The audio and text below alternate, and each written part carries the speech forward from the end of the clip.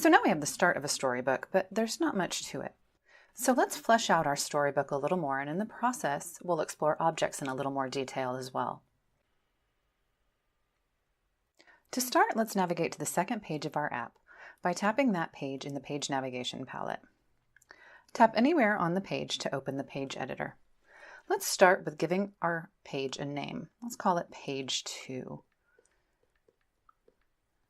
Let's also add a background image to this page. Choose any image you like. Scroll the object palette to the right until you see the text object. Press and hold it to drag it onto your page. And then let's add some text.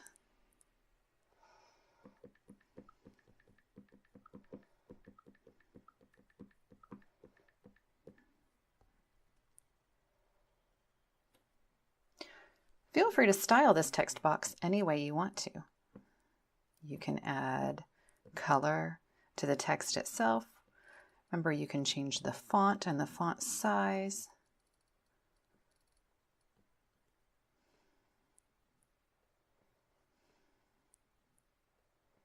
You can change the background color of the text box or make it transparent by choosing the style Transparent.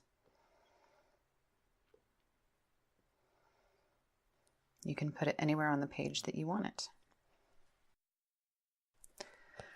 Now let's add an image to our page. Scroll the object palette back to the left and press and hold on the image object until it pops out on your page. Tap on Image to open its editor. Tap next to Image, and you can choose from the app library or take a picture with your camera or choose from your photo album.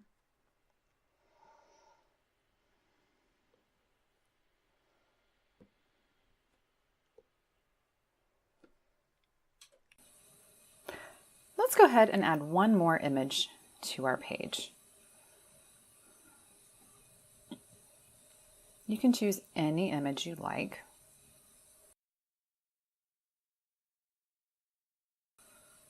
Our page is starting to get a little crowded with all of these objects, so let's look at how we can manipulate them.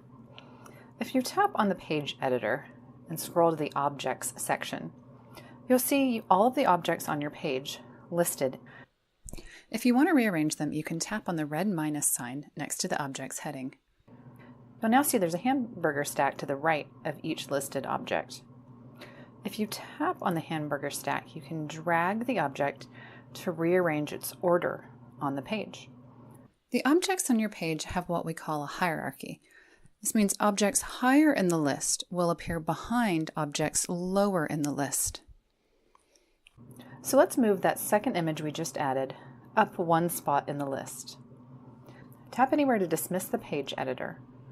Now if we move that second image to the same position as our first image, you'll see that it appears behind.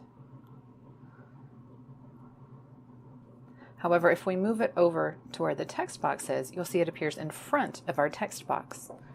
If you want it to appear behind the text box, simply tap to open the property editor, tap the red minus sign to create your hamburger stack, and drag the image above your text box in the list. Now that image will appear behind the text on your page. What if you decide that you want to remove an object entirely? You can use the same process. Tap anywhere on the page to open the page editor, tap the red minus sign, and instead of dragging the hamburger stack, now simply click the red minus sign that appears to the left of that object. You'll have the option to delete that object. You can also tap on the object itself to open the object editor. Scroll down to the bottom under the section called Tools and click Delete this object.